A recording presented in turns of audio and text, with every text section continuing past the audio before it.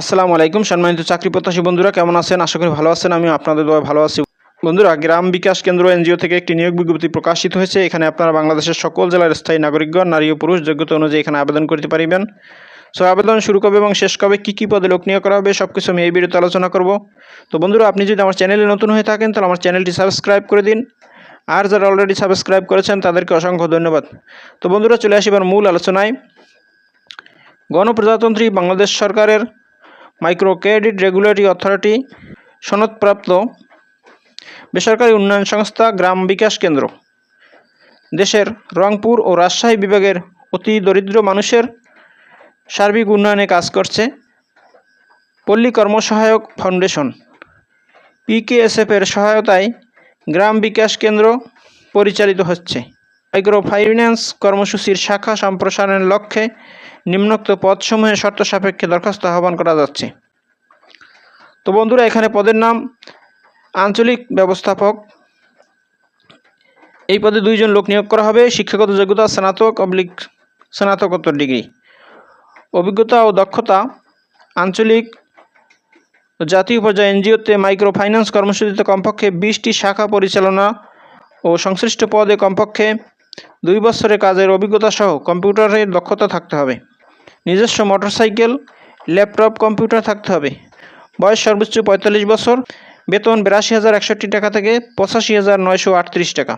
এরপর 2 নম্বরে আছে এলাকা ব্যবস্থাপক। এই পদে 3 জন লোক নিয়োগ করা হবে। এখানে আবেদন করতে শিক্ষাগত যোগ্যতা স্নাতকোত্তর ডিগ্রি। অভিজ্ঞতা ও দক্ষতা আঞ্চলিক জাতীয় পর্যায়ে এনজিওতে মাইক্রো ফাইন্যান্স কর্মসূচিতে সংশ্লিষ্ট পদে কমপক্ষে 2 বছরের অভিজ্ঞতা থাকতে হবে। কম্পিউটারে দক্ষতা থাকতে হবে। মাইক্রো ফাইন্যান্সের সফটওয়্যার পরিচালনায় অভিজ্ঞ থাকতে হবে। এছাড়া মোটরসাইকেল, ল্যাপটপ থাকতে হবে। এখানে আবেদনকারীর বয়স সর্বোচ্চ 45 বছরের মধ্যে হতে হবে। বেতন কাঠামো 58,909 টাকা থেকে 61,628 টাকা। এবার 3 নম্বর আছে শাখা ব্যবস্থাপক। এই পদে 15 জন লোক নিয়োগ করা হবে। শিক্ষাগত যোগ্যতা স্নাতকোত্তর ডিগ্রি। অভিজ্ঞতা ও দক্ষতা আঞ্চলিক জাতীয় পর্যায়ের এনজিওতে মাইক্রো ফাইন্যান্স কর্মসূচিতে কমপক্ষে 2 বছরের বাস্তব অভিজ্ঞতা ও কম্পিউটার চালনায় দক্ষতা এবং মাইক্রো ফাইন্যান্সের সফটওয়্যার পরিচালনায় দক্ষতা থাকতে হবে। নিজস্ব মোটরসাইকেল এবং ল্যাপটপ, কম্পিউটার থাকতে হবে। বয়স সর্বোচ্চ 40 বছর। বেতন কাঠামো 47,332 টাকা থেকে 49,474 টাকা। এরপর 4 নম্বরে আছে সহকারী শাখা ব্যবস্থাপক হিসাব। এই পদে 15 জন লোক নিয়োগ করা হবে। শিক্ষাগত যোগ্যতা চাওয়া হয়েছে MCOM, MBS অথবা MBA। হিসাব বিজ্ঞান, ব্যবস্থাপনা ও ফিনান্স মার্কেটিং। অভিজ্ঞতা ও দক্ষতা মাইক্রো ফাইন্যান্স কর্মসূচিতে হিসাব বিভাগে ন্যূনতম 2 বছরের কাজের অভিজ্ঞতা ও কম্পিউটারে দক্ষতা এবং মাইক্রো ফাইন্যান্স সফটওয়্যার পরিচালনায় দক্ষতা থাকিতে হইবে। এখানে আবেদনকারীর বয়স সর্বোচ্চ 35 বছর।